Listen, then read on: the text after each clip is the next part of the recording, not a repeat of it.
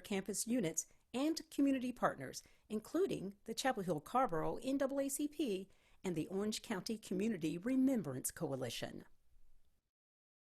The Orange County Community Remembrance Coalition is a collaboration of local organizations and individuals committed to disrupting structural racism through truth-telling and hard conversation to achieve community healing and justice for all.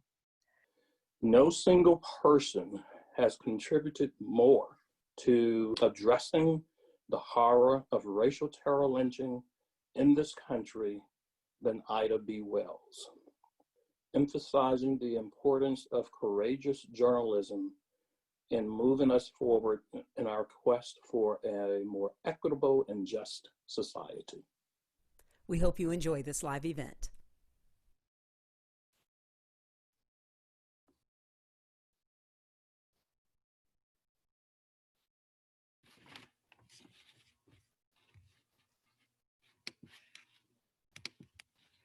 Good evening. I am Dianne Jackson, and I have the pleasure of welcoming you to the history of racial terror and lynchings in Orange County. Our panelists are Paris Miller, Seth Kotch, Matt Scialdone, KaLa Keaton, Allison Jemerson, and Melani Winters. I will share brief bios of each panelist. A more detailed version is found on the website for this seminar. Paris Miller is a member of the Orange County Community Remembrance Coalition and serves on the boards of Empowerment and the Marion Cheek Jackson Center in Chapel Hill. Recently, she was appointed to the Community Policing Advisory Council to the town of Chapel Hill. Prior, Miller was an English professor at St. Augustine University in Raleigh before moving abroad with her family to teach English in Abu Dhabi for 4 years. She also taught at the University of North Carolina in Greensboro in undergraduate studies.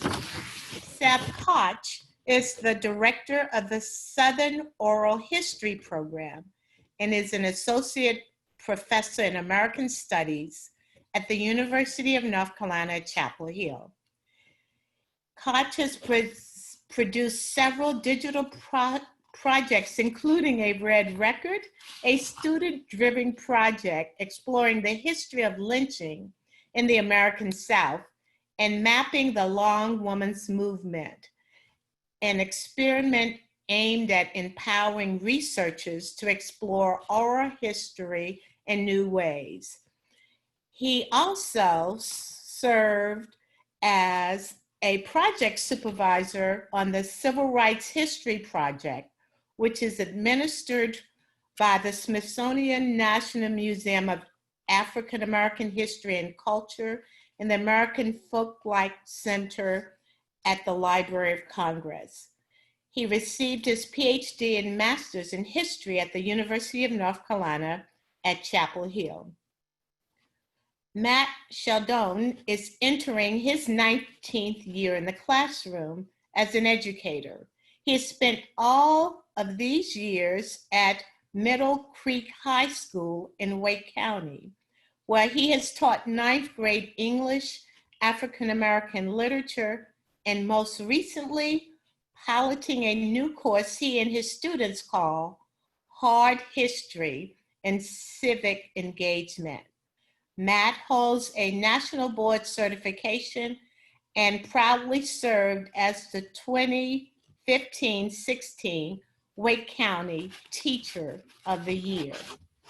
KaLa Keaton is a senior at Middle Creek High School. Ida B. Wells Symposium is her 14th event as a student speaker. Since working with the Equal Justice Initiative, she's discussed the role of race in education, police brutality, and remote learning at multiple forums.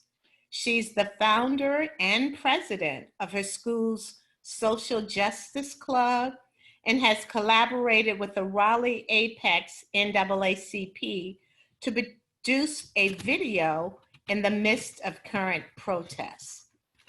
Allison Jemerson is a senior at Raleigh Charter High School and a member of the Freedom Struggle Committee. As a part of this committee, Allison believes that we cannot be complacent about the history and repercussions of racial terror. Melani Winter is a history teacher at Raleigh Charter High School and advisor to the Freedom Struggle Committee. She is from Milwaukee, Wisconsin, and a proud Badger. She now calls North Carolina her home. We look forward to a wonderful presentation by our panelists, and at this time, I will turn it over to Paris Miller.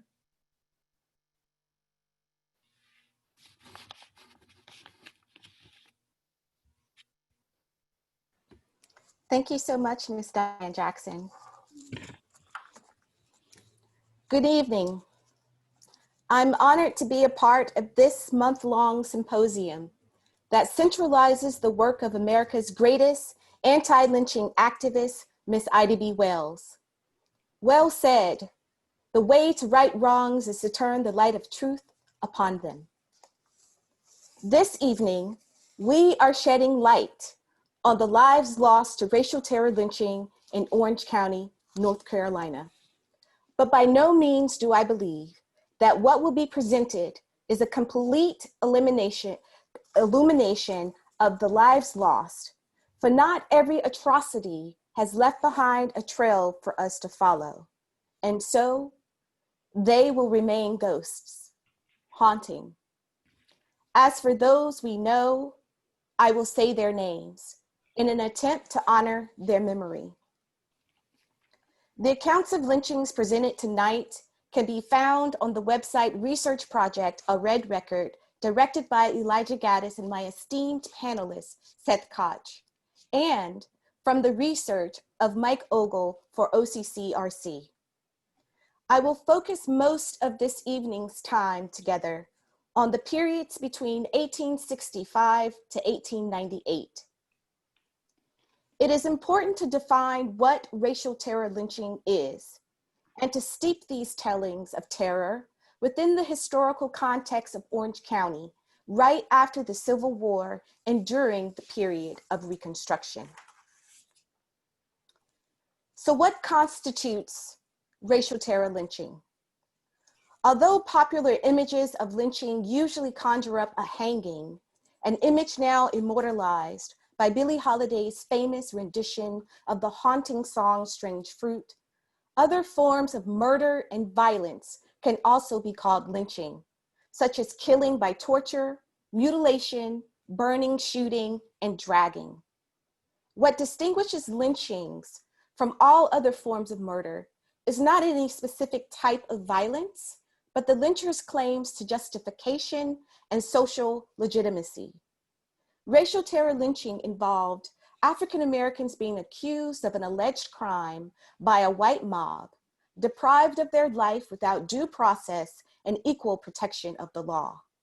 Crime or no crime, the reality is that African Americans could be vulnerable to white racial terror for failing to adhere to racial etiquettes meant to maintain white supremacy. After the Civil War, lynching became a tool to punish, push back, and undo the gains of recently freed African Americans. Like the rest of the South, Orange County was reeling after the end of a bloody Civil War and the collapse of an economic system built on slave labor, all in the face of Northern Union military rule and occupation. For many whites and former Confederates in Orange County, life under these conditions were unacceptable. And the state's darling university, which was an educational bastion of white male slaveholding aristocracy, was now under the control of Union soldiers who had stabled their horses in Smith Hall, the university library. With this 1868 election of Republican William Holden as governor of North Carolina, there was a shift in the electoral balance of power. Newly politically empowered African Americans were successfully gathered under the Republican banner. The invasion, occupation, economic depression, and political weakening of those who served the Confederacy would transform Orange County into a center of organized white supremacist resistance to the social revolution being forced upon a defeated people and their privileged way of life. There were accounts of small armies of Klan members riding silently down Franklin Street. Other accounts have the Klan riding through the campus, beating Blacks, and making a Black Republican leader take an oath of allegiance to the Democratic Party. It is important to note here the role of Klan activity in establishing mob violence as a powerful and effective means of suppressing African American political participation and maintaining white supremacy, to which Southerners would return again and again and again. Chapel Hill lawyer James Mason wrote, Governor Holden, stating, "It has become no uncommon thing to see 40 to 50 Ku Klux routing up and down the streets of this village at the late hour of 12 o'clock. The centers of Klan activity were in Jones, Lenoir, Chatham, and Orange County. In 1869, Governor Holden declared those counties in a state of insurrection, and he vowed to break the Klan. He subsequently employed 20 detectives to assist him, but his efforts did little to nothing to deter Klan activity. For on August 7th, 1869, Jefferson and Daniel Morrow were lynched for barn burning and the added vague charge of insulting a white woman. Reports at the time indicated that the lynch mob left a note identifying themselves as the KKK. Newspaper accounts described what happened Sunday, July 8th, when a band of armed horsemen, about 75 in number, who overtook the jail and carried the Negroes out of town. The mob was described in detail as wearing long white gowns as white as a lily. A shrouding sheet hung over their face with just 2 holes for their eyes.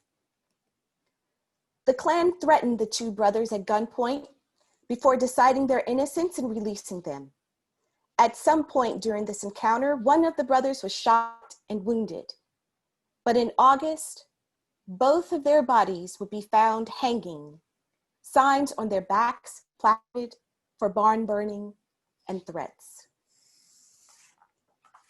A month later, on Sunday, September 12th, 1869, the dead body of Wright Woods was found with a note attached to his foot that read, "If the law will not protect virtue, the rope will." Woods' alleged crime was attempted rape. Lynching and rape formed a web of racist sexual politics aimed at subjugating Southern Blacks. In her pamphlet, Southern Horrors, Ida B. Wells attacked the rape myth, which she believed served as the justification for all lynchings. She focused on Southern sexual politics and the clandestine interracial relationships between white women and Black men that formed the backdrop to many lynchings inspired by rape allegations. 2 months after Wright Woods' killing, Cyrus Guy would meet the same fate. His body was found near the Alamance County line, left hanging in a tree at the intersection of Fawcett Mill and Lebanon Road. A note attached to his body read, "For insulting white ladies." The lynching of Cyrus Guy can be found in the Federal Writers Project of 1936 to 1938, oral narrative interview of formerly enslaved Ben Johnson. According to Johnson, Guy was lynched by the Ku Klux Klan and his body was to hang, untouched. And if anyone tried to remove the body, they too would hang. And so Guy's body remained, as Johnson described, swinging in the wind. By the fourth day, the sheriff came and retrieved his body. Guy's death marked 4 lynchings within a 5-month period. He was later buried in the Orange County Poorhouse Cemetery. Also told in Johnson's account is the narrative of formerly enslaved individuals Ed and Cindy, who right after the Civil War were asked to leave the home of their former owner, Mr. Lynch, within a month's time. When they failed to comply, the Klan abducted, whipped, and threw them into a frozen pond, their bodies breaking the ice. Ed emerged, but Cindy was never seen again. At the end of Johnson's narrative, he recalls the 1869 lynching of a Mr. Joe Turner in Hillsborough, but he couldn't remember what he had been hanged for.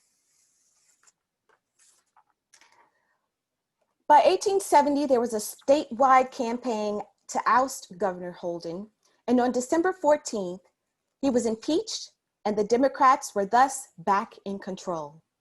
This political power struggle would ebb back and forth between the two parties. But by 1898, the Democrats would launch successful self-proclaimed white supremacist campaigns that led to the racial terror massacre and the nation's first coup d'etat governmental overthrow in Wilmington, North Carolina on November 10th, 1898. One of the major perpetrators of the Wilmington overthrow was Charles Aycock, who would be elected governor of North Carolina from 1901 to 1905. On that same day of the Wilmington massacre, the body of Manly Macaulay would still be hanging outside of Chapel Hill. The then 18-year-old Manly had eloped with Maggie Brewer, a married white woman of 3. The two fled Orange County, but were later captured by a posse formed by Brewer's husband. Macaulay was taken back to Chapel Hill, and on the night of Sunday, October 30th, 1898, Macaulay was taken to the woods near the intersection of Old Greensboro and Hatchet Road and hanged. His body would remain swinging from a low-hanging dogwood tree for 10 days. And on the 10th day, 150 miles away, Wilmington would be on fire. Thank you. And at this time, I turn it over to Seth Kotch.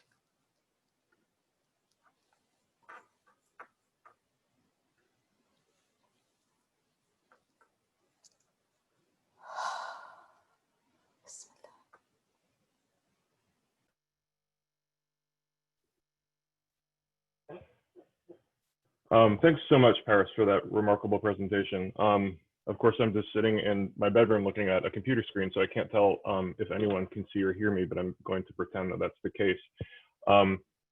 It's a huge privilege to be here, and I want to thank the Center for the Study of the American South and the Orange County Community Remembrance Coalition for inviting me, and to Ms. Dianne Jackson for the introduction, and to my fellow panelists who have really helped me a great deal understand the value of doing this kind of work. When I talk about lynching with my undergraduate students at Carolina, I like to start by showing them this image. And I ask them to just say what they see. And many of them immediately see the state of North Carolina. And I think that many of us, myself, a Chapel Hill resident, born and raised in Orange County, have comforted ourselves that Chapel Hill, because we often vote blue, can congratulate ourselves for our progressivism. And I think that many of us who have been insulated from some of these other histories by our privilege have failed to see clearly the way in which we're all implicated in the story. And this, of course, is a map of North Carolina, which demonstrates that although North Carolina had fewer lynchings than many other southern states, most lynchings in America take place in the Deep South, Louisiana, Florida, Mississippi. that there was no place in North Carolina you could be at any point between the end of the Civil War in the 1940s where a lynching had not taken place fairly nearby. We have a lynching in Cherokee County. On the far west of the state, we've got lynchings in the northeast part of the county, which is historically 60-40 African-American and the site of considerable Black political engagement. And of course, we have lynchings throughout the Piedmont, including in Orange County.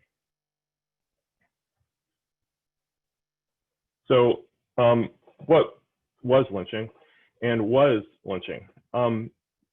Paris sort of described what racial terror lynching was. And I want to mention that as activists at the time, those who followed in Ida B. Wells's footsteps in the 20th century, as they were trying to end the practice of lynching through legislation, which failed repeatedly because of filibusters in the Senate, including by North Carolina senators, and through activism and shaming, they were counting lynchings and publishing them in the newspaper, annual counts, monthly counts. And the reason they were counting lynchings was, firstly, they wanted to illustrate how bad the problem was. If a lynching is happening on average weekly or daily in the southern United States, it needs to be drawn attention to. But at the same time, their goal was to reach zero, to someday declare that lynching was over. And ultimately they did, right around the end of World War II, 1946, 1947, we basically stopped counting. And I'll address why I think that's a little bit problematic towards the end of this brief talk. But the NAACP and the Chicago Defender and the Tuskegee Institute debated what should constitute a lynching. And they came up with a definition that they actually never solidified, but it's as close to what I think an understanding is of what the counters counted when they were counting. So they thought that a lynching had to include 3 or more people. It had to be a mob, right? There had to be a death that resulted. And there had to be some reference to justice or custom. It couldn't just be a bunch of racists in a brawl. It couldn't be an individual encounter between a white man and a Black man, for example. It had to be something that was a little bit more significant than that. And as you see here, this is another passage from the lynching of Wright Woods in 1869. You'll note, as Paris pointed out, that the mob actually left a note on the body of Wright Woods saying, "If the law will not protect virtue, the rope will." And this was a signal that the mob was there to use white women as sort of conduits to punish Black men. But I've been guilty of saying over and over again, you know, someone was lynched for an accusation of rape, for something of this nature. And I realize increasingly that I think the language that we use around lynching needs to change, because we're allowing the mob, when they describe their own actions, to control the narrative about how we talk about lynchings generations and generations later. Because in fact, Wright Woods was lynched for being Black. It's secondary that he may or may not have done something, and it's secondary that he was accused of something else, because a white person who did exactly what Wright Woods did would not have been lynched. So his Blackness is the key factor in his death. What we think we know about lynching: we think there were about 175 documented lynchings in North Carolina during this period, and 5,000 in the South as a whole. But as Paris so importantly shows us, there are lynchings that are not documented. There are lynchings that are underdocumented. There are lynchings that are not reported that we don't know about. And that has affected how we think about this. The Equal Justice Initiative, who's doing amazing work in commemoration, they start their project in 1877. And so we're missing some of these important stories, which is why I so appreciate the work of the OCCRC and how, in addition to working on lynchings that took place after 1877, they're also looking at these previous incidents in the late 1860s. We know that, as you saw on the map, lynchings are geographically widespread in North Carolina. Although generally, as I said, they're regionally concentrated in the Deep South. Lynching is not a phenomenon that is exclusive to the South. However, it is a phenomenon that is dominated by Southern states. Lynching also is politically, culturally, and socially important. It is a way to, again, echoing Paris, to reduce mobility, to reduce wealth, to take land, and sometimes actually to increase mobility, to drive Black people from the South. It was a way to increase the mobility and the power of white elites and their allies and the sort of lower class white people who were being offered white supremacy rather than good paying jobs, or rather than a functional place in the Southern aristocracy, offering them something for nothing. And it was also an important demand for an institutional space to harm Black people and to kill Black people, and ultimately other people of color as well, and other non-white Protestant Christians. And that demand really drives the history of lynching in North Carolina. And you see that demand being made in that note on Wright Woods' body that is saying, we will take this space if you don't create it for us. There's a lot also that we don't know about lynching. We don't know, as I said, enough about what's happened between the end of the Civil War and 1877, which is this period called Reconstruction, when, as again, Harris mentioned, the South is divided into occupied military zones, and there's an effort to get Southern states sort of reintegrated into a functional United States. That ends in 1877 with a process called redemption, which is another history written by the victors kind of title, because the white supremacist, racist Southern men wanted to rebuild the South in an image that to echo enslavement as best as possible. We don't know enough about the lives of lynching's victims and their families and descendants. We don't know enough about countless under or undocumented lynchings. And we don't know enough about attempted lynchings. If someone escapes a lynching by a white mob, it's not clear to me why we should not document that in the same way that we document people who were not so lucky.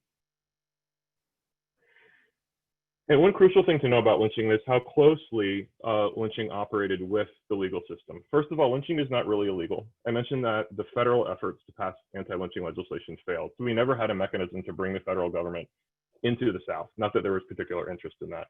But it's also basically not illegal in many instances in the communities where the lynchings are taking place. It's part of policing traditions in the South, which go back to slave patrols in the 1600s. Lynching in places where there is not a robust criminal justice infrastructure is one way that white mobs seek to control Black people and their futures. And it's often condoned by the legal system. Lynchings basically don't result in convictions. Police, sheriffs, and others might participate or look the other way. And the courts play along. I was intrigued in doing research to find references to the phrase legal lynching in the 1800s, being used by Black activists to describe the hasty and racist conviction of Black defendants in courtrooms before all white juries. And so the consensus among many white people in the South at the time, but crucially the consensus sort of between the mob and the government, is that lynching is useful, that lynching accomplishes a purpose. I'll share a brief anecdote to illustrate what I mean by legal lynching. In 1927, there was a Black man named Larry Newsom who was accused of the crime of rape. His victim was a white woman, or I should say, here I am using that language again, the person who was described as a victim was a white woman. And a mob actually formed itself in the courtroom when he was on trial in Superior Court for his life. And this was a time in North Carolina when a conviction of rape would result in a mandatory immediate death sentence. So Raleigh speller, Larry Newsom, sorry, I'm thinking of another person who underwent this nightmare. Larry Newsom in 1927 has an attempted lynching made on him in the courtroom. The judge actually has to draw a gun and hold it on the mob, warning them that he'll kill them unless they settle down. Everyone settles down. The trial is resumed in the presence of state militiamen with bayoneted rifles. And Larry Newsom, not surprisingly, receives a death sentence very quickly. It's 60 hours, I believe, from the time of his arrest to the time of his death sentence, and he is ultimately executed. And one juror later wrote about the experience of sitting in the jury with a mob gathered in the courtroom and basically said, listen, we know what would happen to us if we did anything other than give them what they wanted. And so we had to do what we had to do. And the next day, though, the News and Observer celebrated the judge for defending justice, here in one of the worst political cartoons I've ever seen. But here we have a judge holding a pistol, defending justice.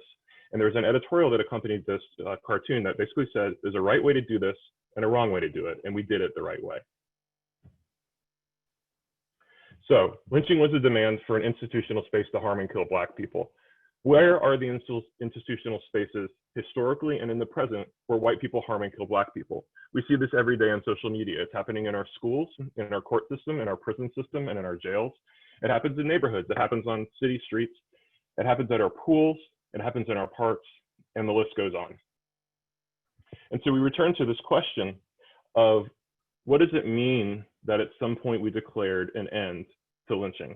And what does it mean to talk about racial violence and other forms of violence, other forms of neglect in the context of lynching ending? So I'd ask you, just as I close, to take a look at this list and think about the segregated schools that many of us send our children to and the segregated neighborhoods that we live in because of redlining means that Black families can't get loans in order to move into certain places, the police brutality and murder that African-American men and women face, not to mention other BIPOC people.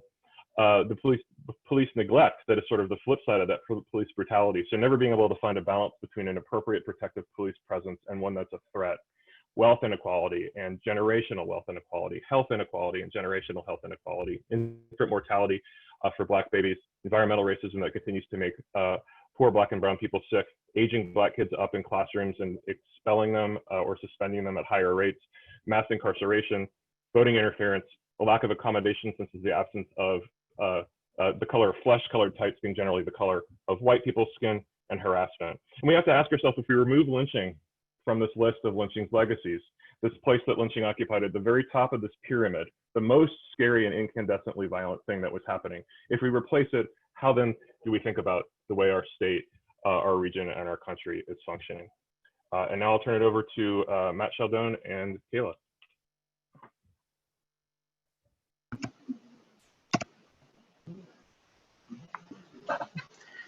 Thank you so much, Seth.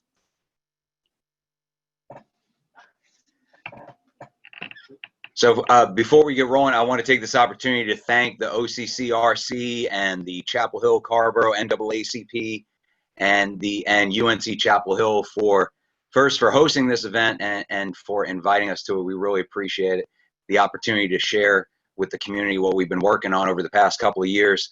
And we hope that what we've done in the past couple of years in some small way honors the mission of Ida B. Wells to shine a light of truth, but also to attempt to honor Nelson Mandela's call for reconciliation in our communities. So the picture you're seeing here, that's KaLa on the far left and me at what is undoubtedly my best moment as a teacher, my favorite moment. I'm so happy that a picture exists of this moment. This is us in the pulpit at Dexter Ave Baptist Church down in Montgomery. And nothing's gonna meet this moment. So I want to share with you how we got there. Next slide, please. So in the fall of 2017, I found myself reading Just Mercy by Bryan Stevenson. And I was barely halfway through it when I knew that I wanted to share this book with my students in my African American literature class. As we were moving through that class, I consistently saw that the students were oftentimes more interested in the context that I was providing for them, the historical context, than they were in the actual literary text that we were going to study. When we were talking about narratives of enslavement, they wanted to talk and study more about the Middle Passage. When we were talking about the Harlem Renaissance, they really wanted to spend more time to learn about and talk about the Great Migration that led to the Harlem Renaissance. So about halfway through the book, I knew that I wanted to bring this in because this would provide that nonfiction, the real life experiences that they wanted to learn about. So of course, that led me to wanting to learn more about what Bryan Stevenson and the Equal Justice Initiative were working on right now. Because of course, many of you I know have read the book or seen the movie that tells the story of how the Equal Justice Initiative was started up by Bryan Stevenson. So I wanted to see where they are today. So that brought me to checking into the Equal Justice Initiative now. Next slide, please. So that brought me first to their work with the Lynching in America report. And we knew at that time they were getting ready to open their National Memorial for Peace and Justice, what is commonly known as the Lynching Memorial, and also their Legacy Museum in Montgomery. It was going to be opening up in April. And as I zoomed in, and of course you look at a map like this, you see America, you zoom in, you want to see the South. Of course you zoom in, you want to see what's going on in North Carolina. And of course they broke it down county by county. So I looked at our county, Wake County, and saw that we had one confirmed lynching case, that of George Taylor on November the 5th, 1918. And through looking at what the EJI was doing with not only shining a light on this history, they were also moving towards reconciliation by offering these community remembrance projects where community organizations would research and put together a narrative of those lynching cases, but also conduct a soil collection as close to the site of the lynching as possible. And then that soil would go down and be enshrined and become a part of the permanent holdings at the Legacy Museum down in Montgomery. And of course, I knew that was the work I wanted to do with my students. So I reached out to Equal Justice Initiative And come to find out, there were already 2 schools in the area that had recently reached out to them wanting to do the same work. My esteemed colleague, Ms. Shannon Hardy at Exploris Middle School here in Raleigh, and my other esteemed colleague, Ms. Melani Winter, who you'll hear from in a minute, at Raleigh Charter, they also had reached out to the Equal Justice Initiative wanting to participate in this community remembrance project. So, of course, we jumped on board and we were ready to move. And we knew the first thing that needed to happen was we needed to get our hands on that archival material and start doing the research to put together the narrative of what happened to George Taylor on that day. So I want to turn it over to KaLa so that you can hear the student's perspective of this project. Great. Thank you, Mr. Scialdone. Hello, everyone. Thank you so much for having me here today. My name is KaLa Keaton. I am a senior at Middle Creek High School, and I've spent my entire K-12 career in Wake County Public Schools. Well, for most seniors, that means we are excited for graduation this year. For me, I see that as having taken all of the history requirements on American history and North Carolina history, and North Carolina requires of me, and realizing that lynching was not mentioned in any one of these classes. If it were not for me taking Mr. Scialdone's English elective, this word would not even be in my vocabulary at all. And that is understandable to an extent, because lynching is not a subject that is very easy to understand. You don't want to understand that it is real, which is why doing the investigation with my classmates and getting really involved and just getting close to the information through this investigation, intertwining George Taylor's story with ours is what inspired us to get engaged with the material instead. So what did we do for our investigation? We started to get the general information from a read record by Dr. Kotch. We used his source as our foundation for further research. From there, we used news articles from 1918 to compare the details, find consistent things from article to article, and compile them into one narrative to tell his story. From there, we also used maps from 1918 as well as Google Maps once we got some of the geographic details to match along with our narrative to pinpoint the location in Rolesville, North Carolina. So what is the story of George Taylor? It's very similar to that definition Dr. Kotch described earlier. A white woman was sexually assaulted in her home when her husband was away on a business trip. The authorities brought 3 men to her house. She looked at all 3 of the men and said, "That is not the man." On his way out, she heard George Taylor's voice. And then all of a sudden, she changed her mind and said, "Nope, this is the guy." In transit to jail, 3 hooded men kidnapped George Taylor, held him in a ravine, tortured him for hours, dragged him across the street, hanged him, and shot over 100 bullets at his body. 300 people were present at his lynching. Not a single person was held accountable.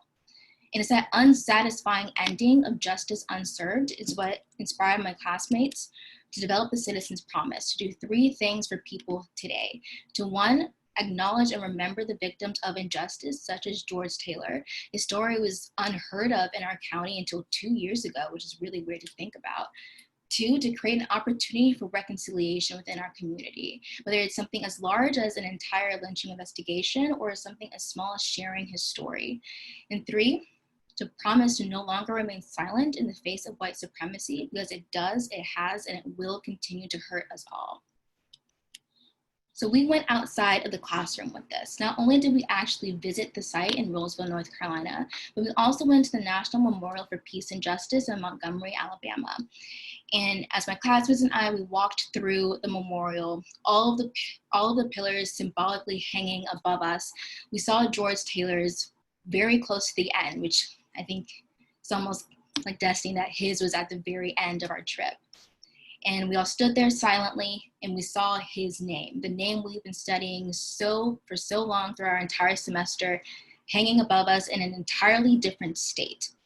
And I think it was that moment that really made us realize that this was more than just a class project or a participation grade. It was bigger than all of us, which is what inspired us to keep going. My fellow classmates, they did the soil collection with the Equal Justice Initiative. While the property owner declined to allow the soil collection, they did something even better with this opportunity. They got 300 community soil samples to represent the 300 people not held accountable for his lynching, and delivered it to the Equal Justice Initiative in 2019. From there, we did our truth-telling part of the Truth and Reconciliation campaign. We told George Taylor's story to the Wake County commissioners. We spoke at museums, at education events. We did interviews and podcasts. We did everything that we could to get his story out there, as well as help other educators implement the same type of civic engagement projects in their own classrooms. And outside of the school system, we inspired the creation of the Wake County Truth and Reconciliation Commission. They are specifically working with George Taylor's story to bring back the duplicate panel created by the Equal Justice Initiative to represent not only his life, but also the countless other unknown victims of lynching in Wake County. So as word of this project started to spread in our area, we got reached out to from Mr. Lynn Council, who was 86 at the time. And it turns out he had a story that he had only ever shared with his close family members and close friends. And he was ready, after hearing what the students had done with the George Taylor Project, to share his narrative with the larger community. In short, in 1952, Mr. Council was 19 years old. He was arrested along with a handful of his teenage friends, and they were accused of robbing a nearby store, a crime that they had nothing to do with. Mr. Council, being the oldest of them, was taken from his jail cell by the then Wake County Sheriff and the then Chief of Apex Police, and he was taken out, and there was, for lack of a better term, a mock lynching, where they were trying to scare him into admitting to a crime that he would not commit, where they kept hoisting him up on it with a rope to choke him, to try and get him to give up to say that he had done it when he had done nothing of the sort. And he finally reached out to us and shared that story with my students, showed on the back of his neck where the scar still remains from that rope. And that led us to the Truth and Reconciliation campaign in his behalf. So we reached out to local news sources to get the truth out there about his case. And the reconciliation process took us to the current Wake County Sheriff's Office and the current Apex Chief of Police. Both of those men offered an apology to Mr. Council and have taken down memorials to those previous law enforcement officials as a step forward in owning that history and trying to do better for their communities. KaLa. So, my classmates and I, we wanted to continue with this work. They went to the Wake County School Board and asked for a follow-up class to African American Literature Honors called Hard History and Civic Engagement. We would specifically focus on the people and the social movements that our traditional history classes just did not cover, such as the North Carolina Eugenics Program and the 1898 Wilmington Massacre. And towards the end of our semester, as everyone knows, we saw the murder of George Floyd. We just heard the results of the Breonna Taylor case. We saw the murder of Ahmaud Arbery. Everything we were learning and studying so closely in class, we kept seeing it happen in real life. And the worst part is we kept seeing the same result. So with that knowledge, especially after passing all of his classes and being more prepared for the real world, my classmates and I, as well as Mr. Scialdone, we know that this work is not yet done. Thank you so much. I will now pass it over to Mrs. Winter and Allison. Thank you so much, KaLa and Matt, for sharing the work that you're doing. My name is Melani Winter, and as Dianne mentioned, I am a history teacher and advisor at Raleigh Charter High School, and I'm an advisor to a group of students whose goal is to erect a memorial in North Carolina to the lives lost to racial terror and lynching, to say their names, as Paris mentioned, to shed light on the lives lost. Thank you for sharing your time with us. It's an honor to be here as part of tonight's panel. And here with me is Allison Jemerson, one of the awesome and dedicated seniors in our committee that we've named the Freedom Struggle Committee. I'll now turn it over to Allison. I'd like to begin by providing a framework for our discussion. Lynchings were racially motivated killings that were often observed by hundreds of people of all ages. There is a common image of an angry white mob stringing a black man up to a tree, but this is only half the story.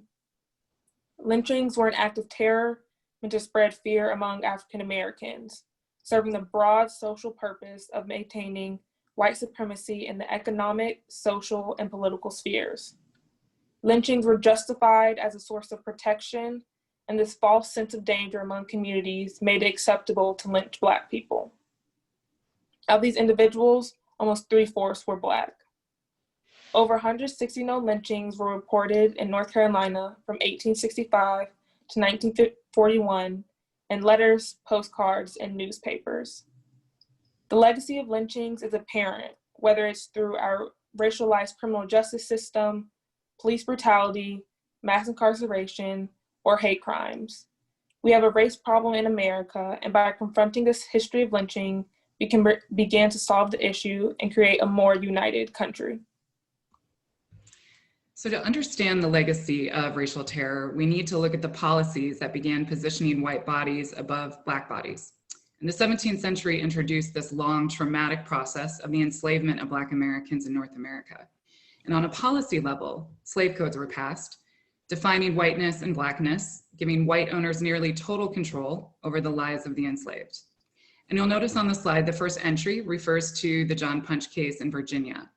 And John Punch ran away with 2 other indentured servants and received a life sentence of servitude by the general court in Virginia, while the white indentured servants faced a much shorter sentence of a few years. And you'll notice in 1705 in Virginia and 1816 in North Carolina, slave codes, again, solidifying whiteness over Blackness.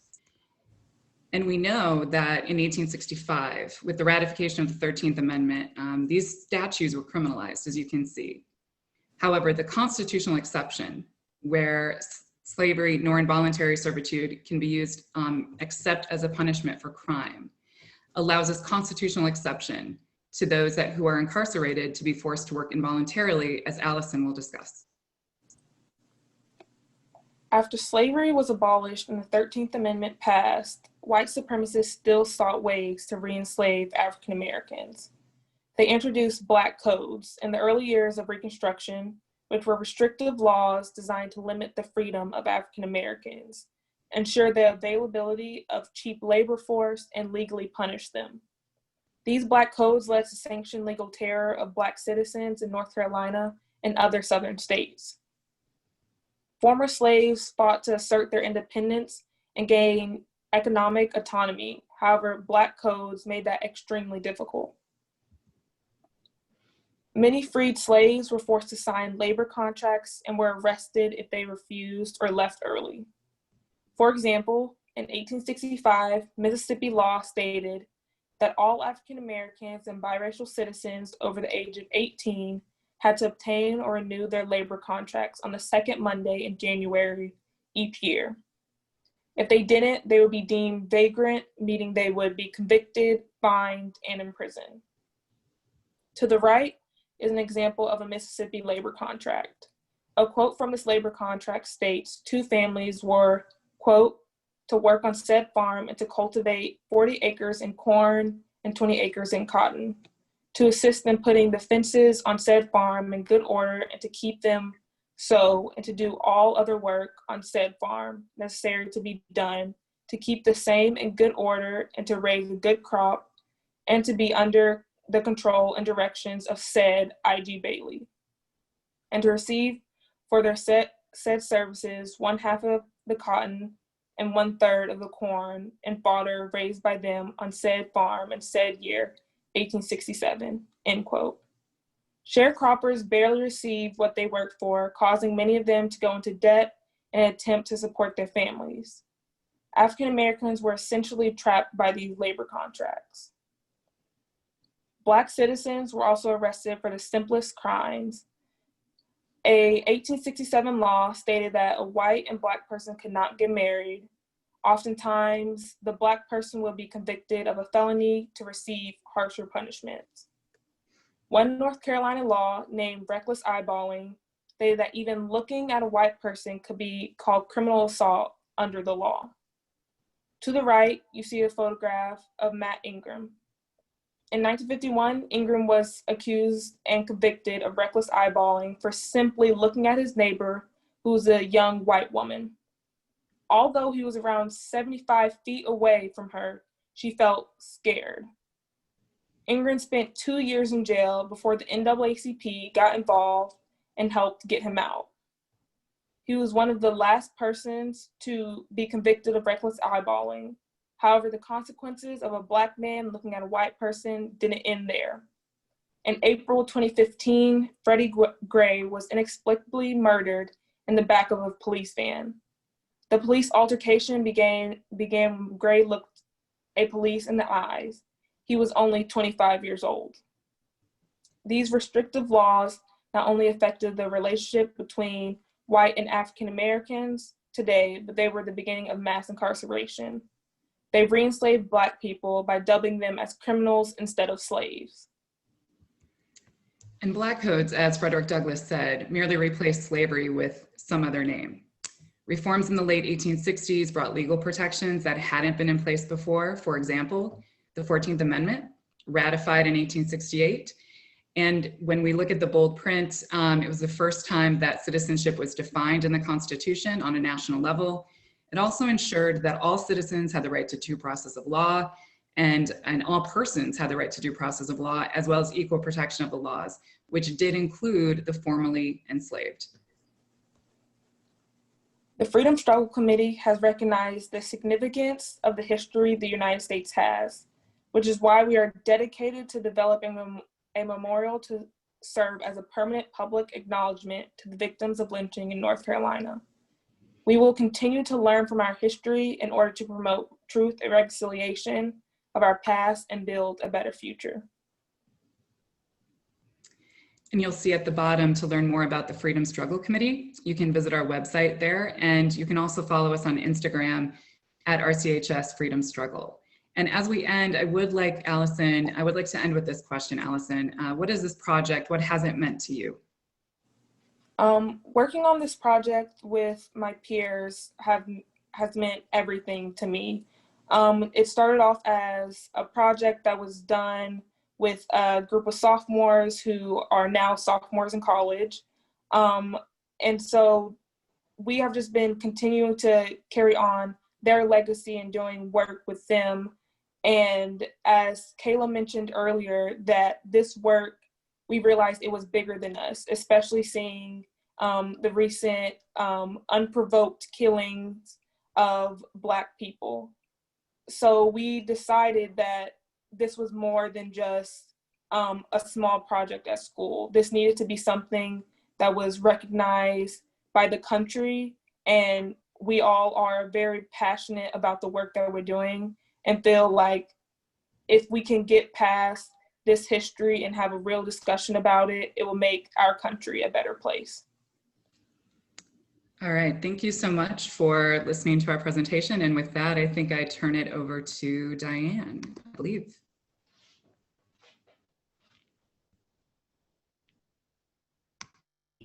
Thank you, panelists. This was an amazing presentation.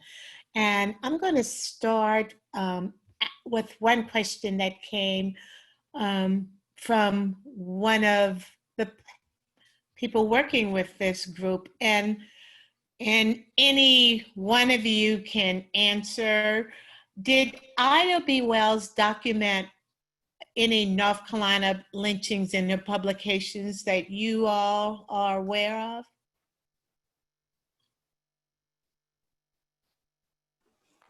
So in my research, and thank you, Dianne, for that question, I didn't find any, and I was really, really looking for some mention of North Carolina, but in my research, I didn't find any. Seth, what about for you? Are you aware of any? I'm not aware of any, but it's been a while since I've read. Working in the 1880s and on, a lot of her material is no longer under copyright and it's widely available online. And so I definitely encourage myself to refresh my memory by just doing some Googling and everyone here to look it up and read it. Okay. Another question is, what was the role of faith communities, especially clergy, in supporting lynchings?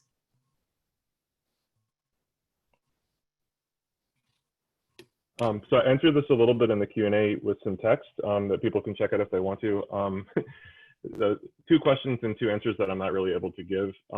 So we do know that members of Black churches organized against lynching and were part of creating a narrative about lynching, pushing back against it and attempting to destabilize it. We do know that some white clergy did take stands of some kind against lynching, but we also know that that was not the case for all of them by any means. We don't know what was said at the pulpits on Sunday mornings in churches across North Carolina. We do know that in communities with a variety of different churches of different denominations, Black and white, there were more lynchings, which suggests that there was some sort of religious tension or an absence of community in those places that left certain people vulnerable. We also know that a lot of the historical work on the role of Christianity in lynching has to do with the ways in which lynch mobs seem to be evoking the sort of rituals of Christianity. Lynching was often a ritual practice. There were certain things that we did. What those rituals did was draw together the way the law looked, like the noose, right? The noose is what sheriffs used to hang people, right? That's a symbol of the law.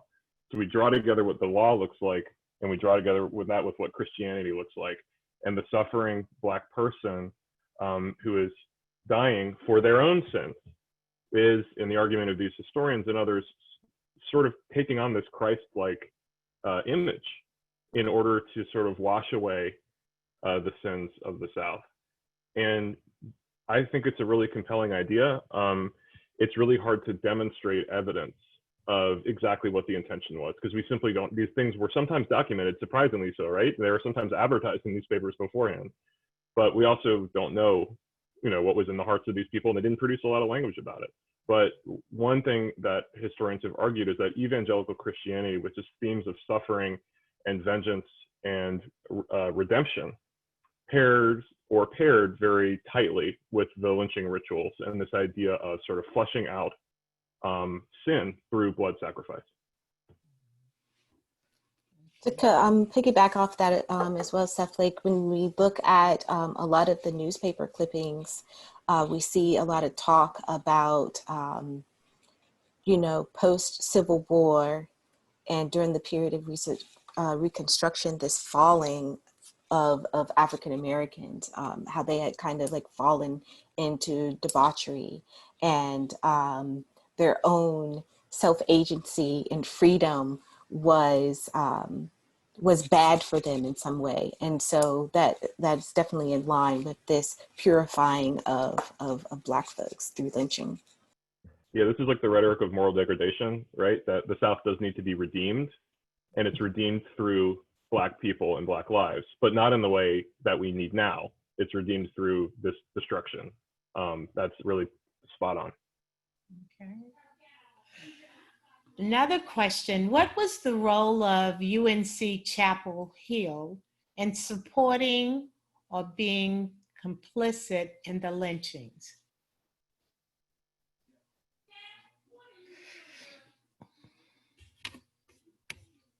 So the history with UNC is very, very interesting. I mean, as I stated in my presentation, it was really where slaveholders, let's think about who had the money to be able to send their kids to university to get an education.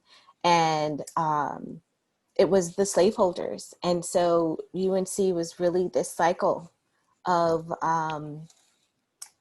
aristocracy, of wealth within the area.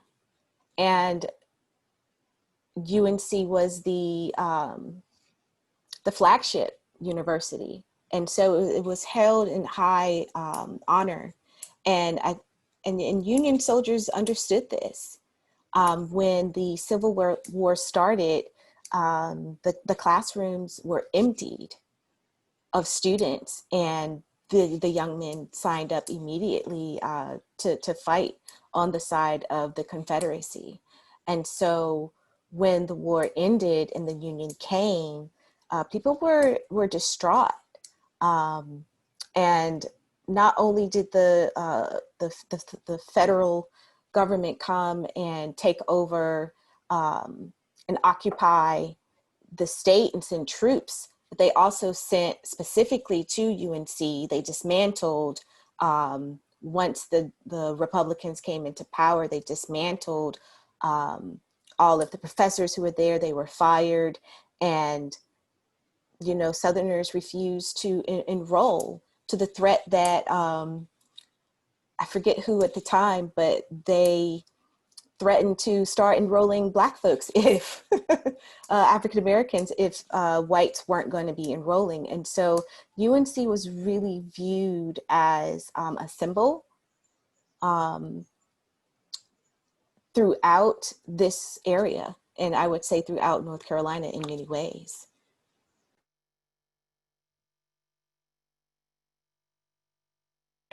The next question is for the students, KaLa and Allison. Have you been surprised in how your work has been received, either positive or negative? And any examples that you would like to share on the reception of your work? The work that me and my peers have been doing has been received. We've gotten a lot of positive input into our project. We've worked with a lot of religious leaders who have nothing but good words to say about our project. But I wouldn't be surprised if there is some pushback, because what we're trying to do is a public memorial for everyone to see, which I could see people would be opposed to that. So while we haven't seen anything yet, I wouldn't be surprised if something came. On my end at Middle Creek, I've been doing this since I was a freshman, so it's been like my entire high school career basically. And I was the only freshman in the class that started this project. And I would not stop talking about it to all of my friends. I'm pretty sure at first the reception was a little bit negative because I just annoyed them so much. I was so into this project. But because of this project, African American Literature Honors, the class exploded in terms of enrollment. It used to be a 1-block spring semester class. The next year it had 2 full classes basically. And from there we added a follow-up class. And so within my school community, the reception was absolutely positive. I was very surprised at how many people wanted to get involved into this type of thing, especially considering some of my classmates. I wasn't sure if this type of civic engagement and race relations would attract this many students. However, since the beginning of this project, we've gotten so much support from our principal and the school board. And so I'm really, really happy that this has been successful in my school community. Can I also ask KaLa and Allison one of the questions that was there as well about how are you able to handle such hard history, right? And my colleagues in my history department, we say, well, welcome to a day of teaching U.S. history, right? Everything about it is hard. We know that. But KaLa and Allison, do you want to talk about that? How are you able to do this? I would probably say with the support of my school community, my family, my peers, knowing that I do have people who will support me in the work that I'm doing, and knowing that while it is a horrible history, it is work that needs to be done and be recognized. So I'm willing to maybe be down a few days if this allows people to know more about this history. For me, I have a little bit, it's not a positive answer to how I handled this lynching investigation, but to be very honest, my entire childhood, I've seen videos of police brutality randomly coming up on my phone. And when you see that all the time, like I was 9 when Trayvon Martin was killed. In 2016, I was 13 when we had Philando Castile and Alton Sterling back to back within the same week. I was in middle school, I believe, when that happened. So I kind of grew up with that type of violence against the Black community, which I think kind of prepared me to take in something like lynching. So whereas it wasn't surprising and shocking, but it was just more of a moment where I was like, okay, this is where it's connecting to what I'm seeing every day anyways. And that's what really inspired me to fully understand what is happening in the real world.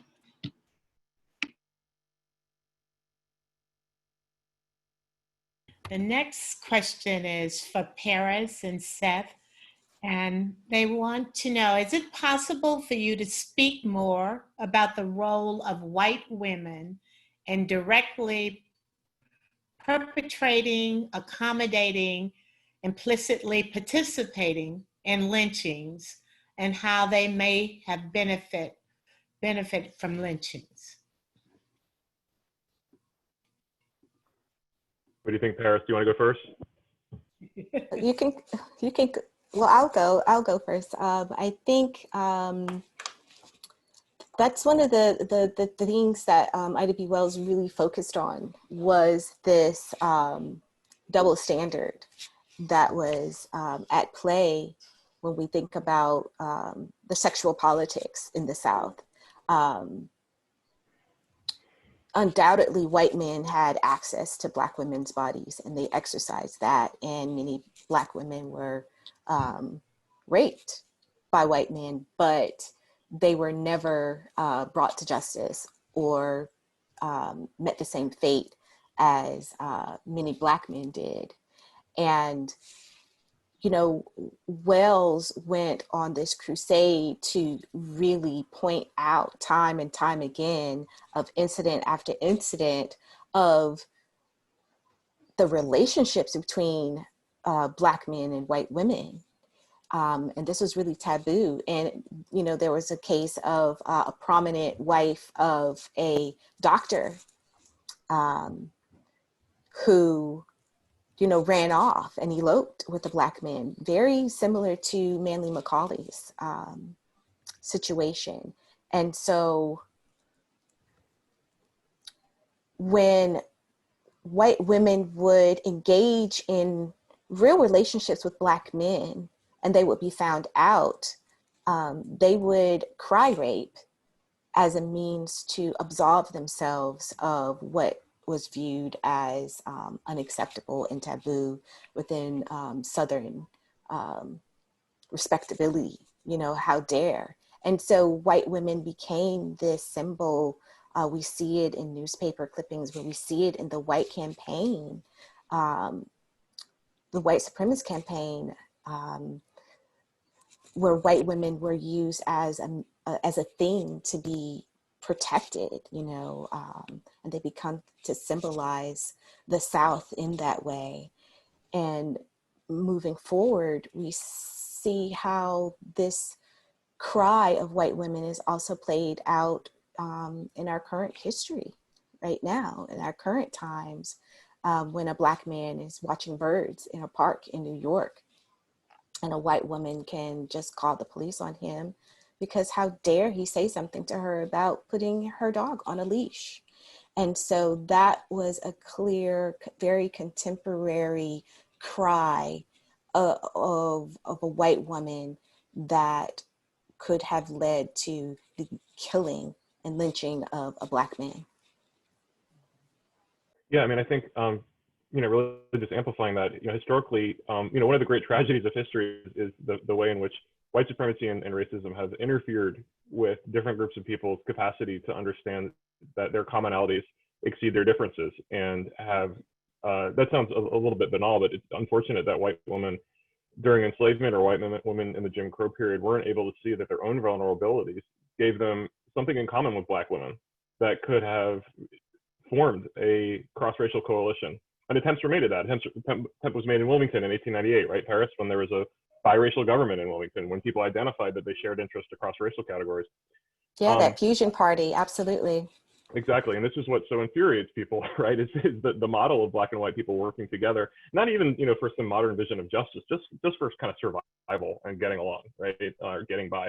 But we have white female enslavers who own slaves and drive them hard in the slave era. We have white women in the Jim Crow era who benefit from and accelerate white supremacy. We know that the woman who alleged that Emmett Till whistled at her was telling a story about his behavior, and that story resulted in his lynching and murder in Mississippi in 1955. We do also know that there were some white female activists who identified that they were being used by white men in order to justify this terror campaign. And the data says, and again, I don't want to focus on the accusations that led to these lynchings, but the data says that only about 30% of lynchings were connected with an accusation of rape, which is less than we might think given the power of that myth that we hear reinforced. But a woman named Jessie Daniel Ames started something called the Association of Southern Women for the Prevention of Lynching, I believe it was. And what this association tried to do was to bind white women together with a compact that said, we reject white men's explanation that protecting white women is a legitimate explanation for lynching. Because we had people on the floor of the United States Senate saying that we are lynching people in the Southland to protect the flower of white womanhood. And it's all written down. And this woman, Jessie Daniel Ames, who is a Texan, said, don't use us as an explanation for this practice. We reject it. And she actually sent out a pledge that got 40,000 signatures from white women in the South. Segregated organization, would not admit black women, but sent out this and got 40,000 white women to sign to say, don't use us. And she also tried, and this is something that I've only read about a little bit and I want to explore more. She also tried to get police and sheriffs to sign on to a pledge that they would prevent lynchings. And I do not know the disposition of that, but it's a wonderful question. I really appreciate it. Okay. Along the line of teaching hard history, Matt, can you talk about some of the pushback you got from wanting to create a class for high school students, or if you received any at all? To be honest, there hasn't really been any. I've experienced nothing but support from my district. That first group of students who were with KaLa did a presentation for our school board, talking about the impact that doing this work had on them as students. And in the first time, in almost 20 years of teaching, I had a area superintendent for instruction come to my classroom, didn't do a speech, didn't do a presentation for the kids, came in with a pad and a piece of paper and a pen and sat down and said, what do I need to know? And the kids lit them up for 90 minutes about what they wanted to know, that they felt like they weren't being taught. And, my principal at the district level, everybody has kind of opened the door for us to go down this path. I'm sure there are those out there who have some opposing ideas about whether we should do this. We all see it in the news about whether or not it should be the 1776 project and not the 1619 project. But one of the things is that we have the truth, right? This is a symposium on Ida B. Wells. We got to talk about shining the light of truth. We have the truth on our side. These are not opinions. They throw that term around about indoctrination, about how we indoctrinate students in our America's public schools. These are facts, right? We're not giving our opinions here. The forced removal of Native Americans in the 1830s in North Carolina is a fact. Forced sterilizations during the eugenics program is a fact. The 1898 massacre in Wilmington is a fact. So that's one of those things that I kind of have that armor ready for if that pushback were to come to my doorstep. I always have the truth on our side for this. But to be honest, there really hasn't been pushback. And I think people see how engaged students are by doing this work.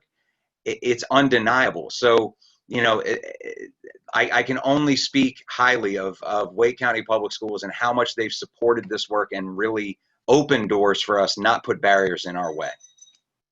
Okay, Actually, can I jump in real quick? In terms of really shining the light, and that's, kind of a theme that we've been using with this whole symposium, month-long symposium with Ida B. Wells. We also need to realize that, there are those who are trying to, keep this history in the dark because it doesn't serve their purpose. And so, I want to talk about going back to, the role that universities play and how UNC, plays a role, even to this day when we think about the fraternal orders on some of these campuses. There was a July of this year, there was an article by a young man. It was entitled the Campus Confederate Legacy that, we're not talking about. And he speaks to Kappa Alpha which is a fraternity that was started in 1865, and how their ties are very closely linked to the Ku Klux Klan. I mean, they immortalize General Lee. And so when we're talking about those who want to rewrite history, keep this history in the dark, there is a paper trail that, you know, follows this history. When we go to, when we look at the chapter and what they talked about Kappa Alpha in their 1915 review of Birth of a Nation that they published in their journal, you know, they were revering this film. And so today, when we're looking at our campuses and we're looking at discussions around Silent Sam and what it means, and it's not about racism, there's a paper trail to really follow this. And all we have to do is go and look for it. It's there, and continue to shine light on it because it's there. And what's exciting is that, and what's exciting is that people like you, Paris, and Ms. Winter and Mr. Scialdone and KaLa and Allison, you know, you're the ones who are rewriting history, but that's a good thing, actually, because the first version of it that was written from an explicitly white supremacist perspective. And this isn't just me as like a communist, liberal, indoctrinator, college professor trying to tell you lies about the past. We just have to listen to what they had to say at the time. Just listen to what Julian Carr said when he dedicated the Confederate monument on the UNC campus, right? And so the rewriting work is about truth. And that's the work you're doing. It's very inspiring. Yeah, and to Seth's point, I mean, we know the Daughters of the Confederacy were really effective in framing that white history, right? and it's not the case anymore, right? And Allison and KaLa are really evidence of that. And there's a question in the chat from actually Sammy Tucker, who's a member of the Freedom Struggle Committee. So hi, Sammy. And Sammy asked KaLa and Allison both if you guys would talk about what you hope your legacy of the work is. I would say that I hope the legacy of the work that we're doing is to make other students like KaLa and I really lift their voices and be able to rewrite history correctly, and to show that we are powerful enough as we are, and to make them be able to not fear backlash of them fighting for what's right. That's a really good question. I think what I would hope that this investigation and both of the classes would help my peers realize that learning does not stop like at high school, or it doesn't stop at university, and it doesn't stop when you take the exam. Because like I said earlier, I've taken all of North Carolina's requirements for American and North Carolina history. This was left out. Eugenics was left out. 1898 was left out. And so the idea that while we do learn a lot in school, it does not cover everything, and that you have to go beyond not those barriers or limitations, but go beyond the lines that were already drawn for you to educate yourself. Like, the only person who can really, really get you to understand something the way you need to understand it is yourself. And for me and my peers in doing this lynching investigation, it was actually looking at the original sources. It wasn't reading a textbook. It was actually going out into the community. And so I think the legacy, I guess, at my school and in our district is just to understand that we don't know everything after high school. I don't know everything even after this lynching investigation. And I know that, and I want to learn more. I hope this inspires my peers to also do the same.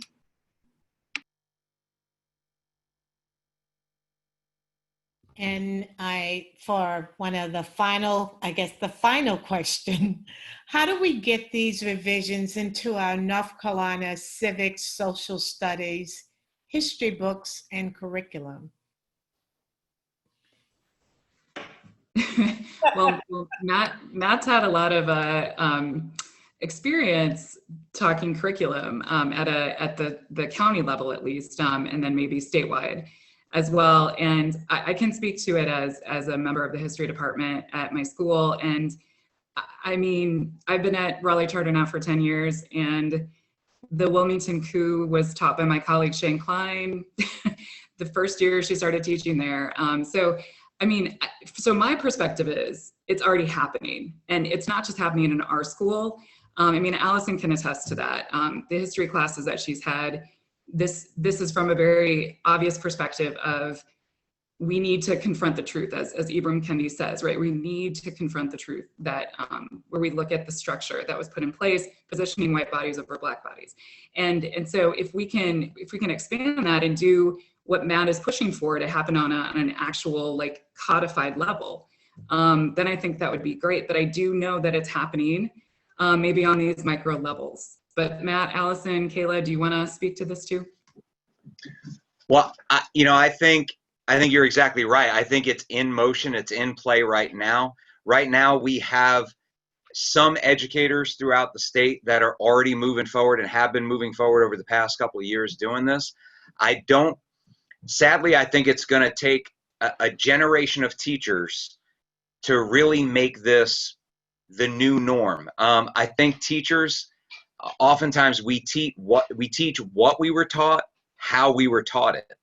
And if I know that I was never taught these things, so coming into the classroom, like KaLa was saying about being a lifelong learner, I've had to teach myself so much of this because it's not sitting right there in the curriculum for me to use as a teacher. So I have to go do that additional work in order to bring that into the classroom for my students. So I think it's going to be when we see the KaLas and the Allisons coming into the classroom, when we see their generation coming in, then that's going to become the new norm. So I think we're still a good few years out before it becomes kind of, that's what status quo becomes in the teaching of North Carolina and United States history. But it's moving, and that's the thing that gives me hope, is that it's moving and more people are coming to the table. Yeah, and like, shame on us, like as a community. We can't allow teachers to just shoulder this. I homeschool my son, and so I'm constantly trying to bring forward to him what is not in a book, that has not, that the light of truth has not, yet to be shined on. And so if we, continue as parents to raise the KaLas and the Allisons, so then they can, step into these roles. I mean, it's a collective, it's a holistic communal effort that has to come into play. We can't just expect teachers to be advocating. We as a community, we have to step up. Parents, if you want this for your kids, then you have to fight for it. And I think students also have to play a huge role in that as well, because I'm sure everyone here is just completely impressed with KaLa and Allison and the work that they're doing. So I just see bright futures for these young ladies, really. So proud of you both. Thank you. If I could add on, I think for me, it starts with redefining how we learn in general. Most of my history classes are very textbook based, and I love learning. However, reading from a textbook is very impersonal. I think history is the one subject where you can learn from the actual people who were there, using primary sources and reading like their diaries and like whatever videos they've produced in the past, whatever. I think it needs to be a personal experience, much like this investigation was. And making sure that we have a variety of perspectives. The reason why a lot of these things were left out is because textbook writers are writing in the third person, and they are trying to get a very general idea of what happened over the course of time. But when you switch the narratives, where the actual people are telling us what happened, all of a sudden it isn't Christopher Columbus sailed the ocean blue in 1492. It becomes Christopher Columbus met the Native Americans. And this is also what the Native Americans thought of him in return. It's making sure all voices are heard and making sure it's also engaging, because textbooks are not the most interesting thing to read.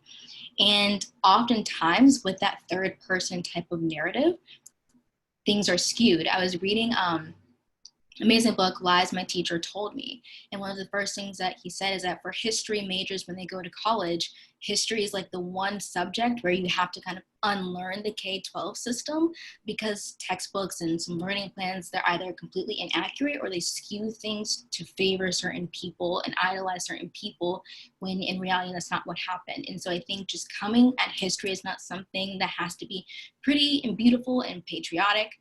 That's the first step in order to truly serve the people in this country. And if I could just add on to what everybody else was saying, I would definitely agree with what KaLa was saying about we need to redefine our education system and our learning.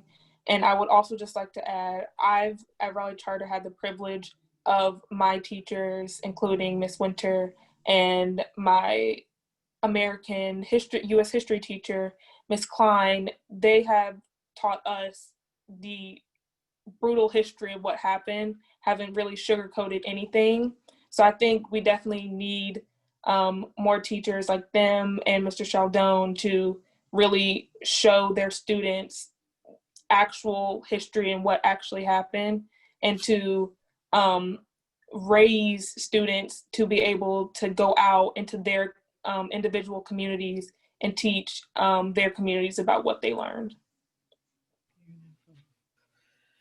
All right, thank you. Before we leave, are there any final thoughts you want to share with the audience? Anybody?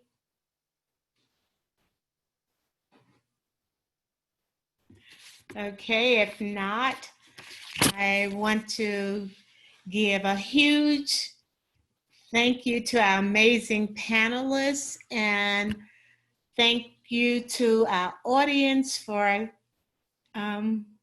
hanging in here with this interesting and very enlightening presentation.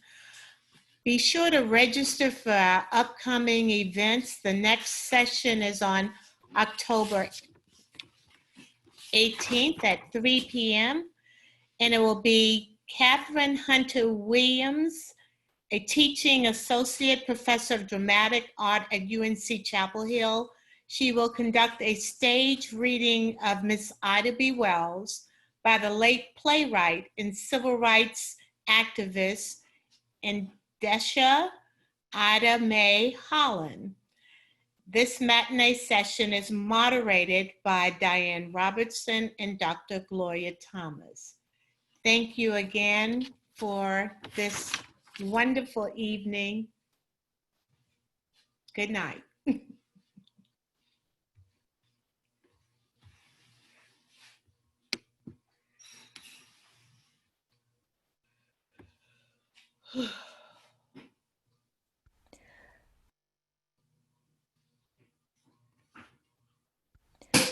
The sponsors of this event series are Free Spirit Freedom and Mentor North Carolina, Chapel Hill Carborough branch of the NAACP, Orange County Human Relations Commission, Human Kindness Foundation. Coming to the table, Rogers Eubanks Neighborhood Association, United Church of Chapel Hill, Women's International League for Peace and Freedom, Center for the Study of the American South, Sonia Haynes Stone Center at UNC Chapel Hill, Center for Civil Rights at the UNC Law School, Orange County Arts Commission, Marion Cheek Jackson Center, Chapel Hill Public Library, Carolina K-12 of Carolina Public Humanities, and members of the Orange County community.